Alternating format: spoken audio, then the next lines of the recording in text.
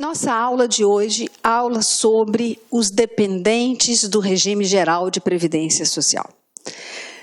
Antes de começarmos a explicar sobre os dependentes, eu tenho que te dar uma explicação, porque você vai prestar concurso para o INSS, cujo edital vai ser publicado antes da virada do ano de 2015. E aí, nós temos, em relação ao filho e ao irmão, você verá, uma legislação vigente até a data de 2 de janeiro de 2016.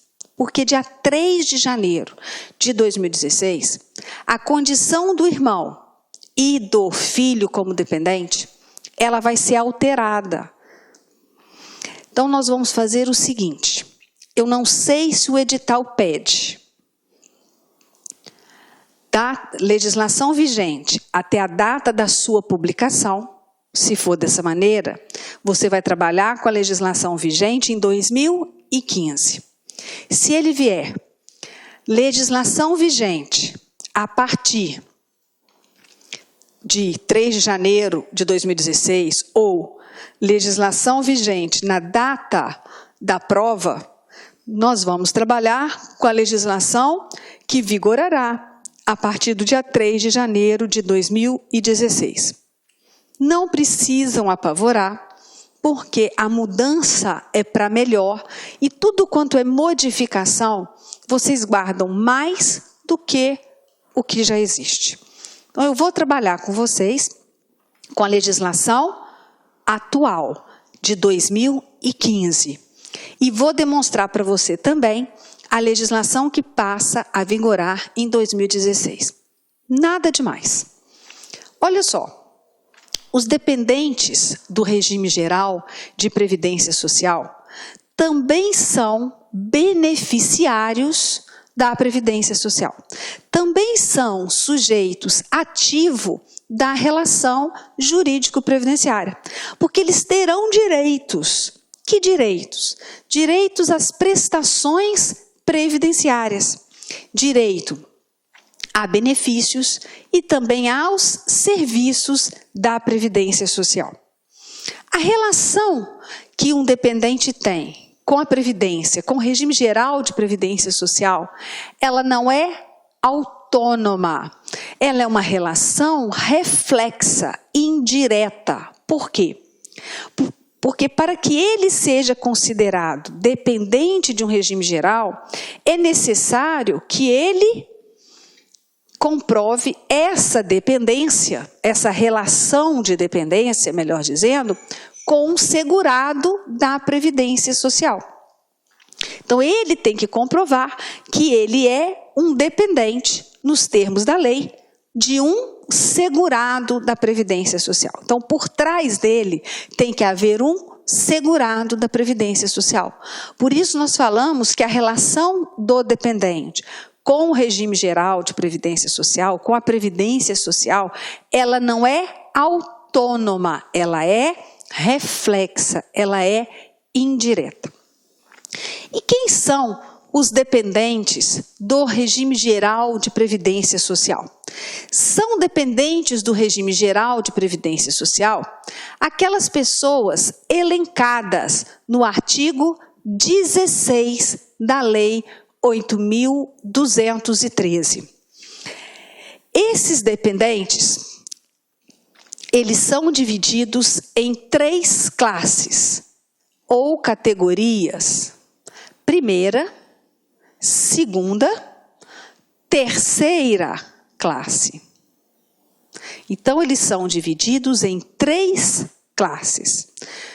Eu vou abordar cada membro da classe de dependente, mas eu já sei que são divididos em classes. Aí, eu falo para você que os dependentes de primeira classe têm dependência econômica presumida. O que quer dizer isso? Que aqueles dependentes que se encontram na primeira classe não precisam comprovar dependência econômica em relação ao segurado. Basta que eles se enquadrem na condição de dependentes da primeira classe, cônjuge, companheiro ou companheira, filho, não emancipado de qualquer condição, menor de 21 anos, ou inválido, ou que tenha deficiência intelectual ou mental, que o torne absoluta ou relativamente incapaz, assim declarado judicialmente. Então, essas pessoas aqui possuem dependência econômica presumida. Quer dizer que, se o João é um empresário riquíssimo, segurado da Previdência Social, se casa com a Marta, e a Marta recebe uma remuneração mensal no seu emprego de R$2.000. Ora, aparentemente, ele não depende economicamente da Marta. Ele é um empresário muito bem sucedido. Pergunto, se Marta vem a falecer, o seu esposo, esse empresário riquíssimo, bem sucedido, tem direito à pensão por morte dela? Tem. Gente, mas para que ele vai ter pensão se ele não dependia economicamente da Marta? Nesse caso, a Previdência nem observa. Ela já sabe que a dependência econômica entre os cônjuges é presumida. Então, embora ele ganhe muito mais que ela, ele é seu dependente e terá direito aos benefícios como dependente. Terá, no caso, do falecimento dela, benefício de pensão por morte. Então, essa interpretação vale para qualquer um da primeira classe. Cônjuge, companheiro ou companheira, filhos menores de 21 anos, inválidos ou com deficiência intelectual mental. Vamos aguardar. Aí eu vou. Os dependentes de segunda e terceira classe devem comprovar dependência econômica. Então, quem são os dependentes de segunda classe? Os pais. Quem são os dependentes de terceira classe? O irmão. O irmão de qualquer condição, menor de 21 anos ou inválido, ou que tenha deficiência intelectual ou mental, que o torne absoluta ou relativamente incapaz, assim declarado judicialmente. Essas classes aqui estão de acordo com a legislação, com a lei vigente em 2015, tá? Então, em vigor desta maneira o artigo 16 da lei 8.213. Então, os pais, o irmão, são dependentes do regime geral se conseguirem comprovar dependência econômica desse segurado. Professora, conseguirem comprovar a dependência econômica, como se faz isso? O decreto 3.048, no seu artigo 22, então 22, traz lá os documentos que vão ser exigidos pelo INSS capazes de comprovar a dependência econômica. E o dependente vai ter que apresentar, no mínimo, 3 documentos. Você vê lá. Domicílio em comum, pode ser. Dependência no imposto de renda. Dependente em apólice de seguro. Conta corrente conjunta. São um dos documentos que são hábeis a comprovar a dependência econômica. Quem precisa? Os pais e o irmão. Então, em relação à dependência econômica, eu já sei. Posso até não conhecer bem os dependentes, mas sei que da primeira classe a dependência econômica ela é presumida. Segunda e terceira, dependência econômica tem que ser comprovada. Aí eu fiz outra observação. Havendo dependentes na classe superior, exclui-se a possibilidade de habilitar dependentes das classes inferiores. Não sou eu que digo, é o artigo 16, parágrafo 1º da Lei 8.213. Então, havendo dependentes na classe superior, então, por exemplo, havendo dependentes na primeira classe, classe 2 e classe 3 jamais poderão ter benefício da Previdência Social em relação àquele segurado. Não vão ser, né? Exclui-se a possibilidade desses dependentes nas classes inferiores. Agora, é a existência, não a habilitação. Supondo que meu marido venha a falecer, deixando como dependente somente eu, sua esposa. Mas a mãe dele depende economicamente dele. E ele falece. Ela seria enquadrada, se comprovada a dependência econômica, como dependente de segunda classe. Aí eu fico com muita pena, falar, eu não vou me habilitar à pensão por morte, não. Só tem eu mesma como dependente, não vou lá. Vou deixar que a pensão seja concedida para minha sogra, que era dependente econômica do filho falecido. É possível? Não. Não é possível por quê? Porque na primeira classe existe dependente, que sou eu, cônjuge. Ah, mas eu não me habilitei para o benefício. Não importa. A existência de dependentes na primeira classe, a classe superior, eu excluo a possibilidade das classes inferiores receberem. Ainda que não haja a habilitação. Porque quando os dependentes das classes inferiores, segunda e terceira, forem requerer o seu benefício, eles têm que declarar que não existem dependentes na classe superior. E a minha sogra sabe que eu existo, né? Então, nesse caso, ela vai estar praticando aí o quê? Um crime de falsidade, né? Então, nesse caso, ela não terá, ainda que eu não me habilite. Então, dependentes da classe superior exclui dependentes nas classes superiores.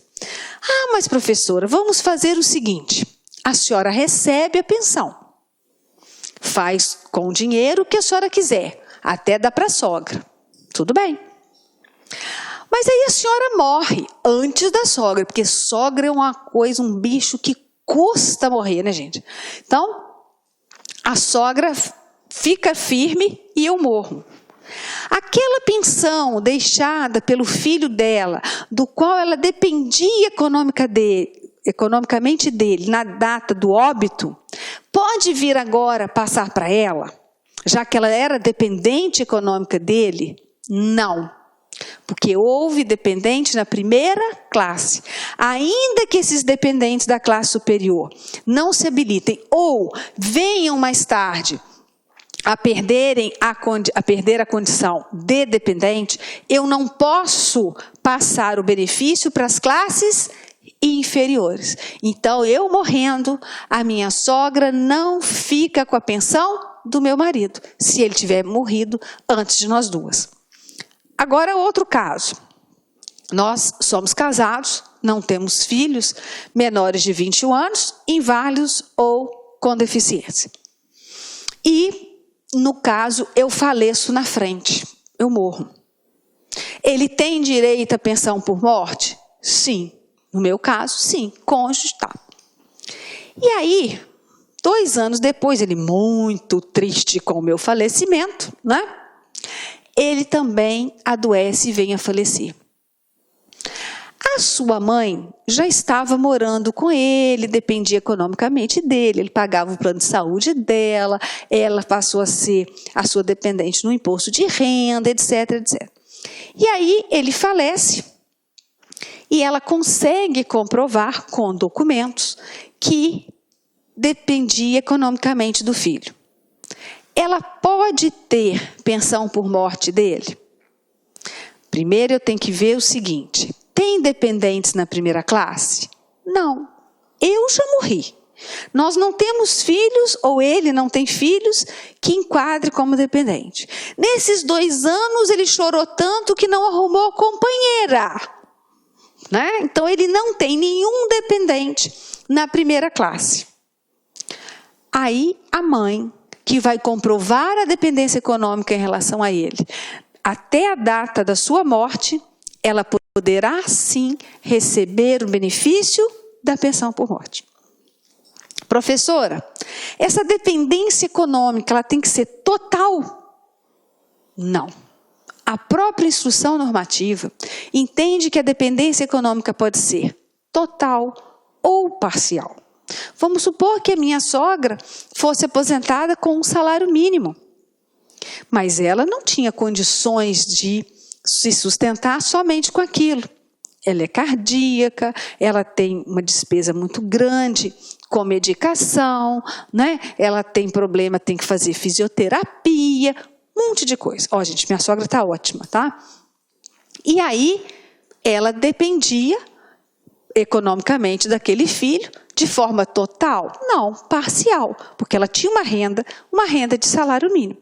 Né? Então, lembre-se, a dependência econômica, ainda que tenha que restar comprovada, ela não precisa ser total, ela pode ser parcial. Tá bom. Nós sabemos, então, que os dependentes de primeira classe têm dependência econômica presumida. Os de segunda e terceira, a comprovar. Havendo dependentes na classe superior, exclui-se os dependentes de classe inferior. Agora vamos voltar e vamos verificar a situação do cônjuge e do companheiro. Como é que eu consigo comprovar a condição de cônjuge? Então agora realmente eu vou entrar para avaliar, analisar a condição de cada dependente. Como é que eu comprovo a condição de cônjuge? Com a certidão de casamento. Só. Né? A lei até determina a forma especial de comprovação de casamento. Certidão de casamento. Como que eu comprovo a união, a condição de companheiro ou companheira? Eu tenho que comprovar não a dependência econômica, essa é presumida. Eu tenho que comprovar que eu mantenho união estável com aquele segurado. Então, até a data da sua morte, ou até a data da sua prisão, conforme o caso, eu tenho que comprovar que eu figurava na condição de companheira, de companheiro, que eu mantinha união estável com aquele segurado, que faleceu ou que foi preso. E eu vou ter que comprovar essa condição de união estável também com prova documental. Vamos comprovar utilizando aqueles documentos que estão elencados, discriminados no artigo 22 do Decreto 3.048. Esse cônjuge, esse companheiro, companheira, precisam de comprovar um mínimo de tempo de casamento para serem dependentes, para terem direito aos benefícios? Não, não e não. Vão guardar isso. Para que o cônjuge, o companheiro e a companheira, tenham direito à pensão por morte, ou tenham direito, como dependentes, ao auxílio-reclusão, não é necessário, coloca bem grande no seu quarto, na hora que você for dormir, de preferência no teto. Não precisam comprovar tempo de casamento ou união estável. Ou senão você coloca assim: independentemente do tempo de casamento ou união estável, serão dependentes. 2 pontos. cônjuge, companheiro ou companheira. Não importa o tempo de casamento que eu tenho. Não importa o tempo de união estável que eu tenho. Eu vou ser dependente do regime geral. Na qualidade de cônjuge, na qualidade de companheiro ou companheira. E na qualidade de companheiro ou companheira, não importa se a união estável que eu mantenho, ela é homoafetiva ou hétero. Não importa. De qualquer maneira, eu sou considerada companheira, companheiro. E aí serei enquadrada como dependente do regime geral de previdência social. Entenderam? Olá, meus amigos, minhas amigas. Gostou da aula da professora Adriana Menezes? Quer continuar assistindo essa videoaula? Aliás, quer fazer o nosso curso completaço do INSS? Então convido vocês a acessar o nosso site, lacconcurso.com.br. Pode ter certeza, meus amigos, minhas amigas, que aqui no LAC é o melhor custo-benefício da internet. O melhor custo-benefício da internet. Curso completaço, apenas 10 mensalidades de R$20. É isso mesmo, professor? É isso mesmo, 10 mensalidades de R$20. Pode acreditar? Pode ter certeza que você está entrando numa escola super séria, super competitiva. Aliás, para este curso do INSS, nós temos uma condição super especial. É uma cláusula de garantia especial. Você pode se matricular, sem medo de ser feliz. Durante 3 dias, está estudando, não gostou, pode encaminhar um e-mail para a gente, pode encaminhar um e-mail diretamente para mim, lac.consultoria@gmail, coloca aí, Filipinho, para a galera, lac.consultoria@gmail.com, né, sem BR, pode encaminhar para a gente aí, que eu digo para vocês o seguinte, encaminhou, não gostou em 3 dias, não gostou do curso, cara, papo sério, a gente devolve seu dinheiro integralmente, pode ter certeza. Tá certo, meus amigos? Então, espero você, quero que você se matricule nesse curso nosso. Nós temos aí 5 turmas do INSS, tá certo? A primeira turma começou no dia 28/12, a segunda turma começou no dia 18 de janeiro, a terceira turma começará no dia 1º de fevereiro, a terceira turma, salvo engano, no dia 29 de fevereiro, a quarta turma, a quinta turma de reta final começa, salvo engano, no dia 14 de março, aí, a turma de reta final da INSS. Então vem estudar conosco neste curso do LAC Concurso, que nós preparamos com muito carinho para vocês. Tá? Vai ser um prazer tê-los como aluno. Falou, meus amigos, um forte abraço, fique com Deus, até a próxima aula. Tchau, tchau.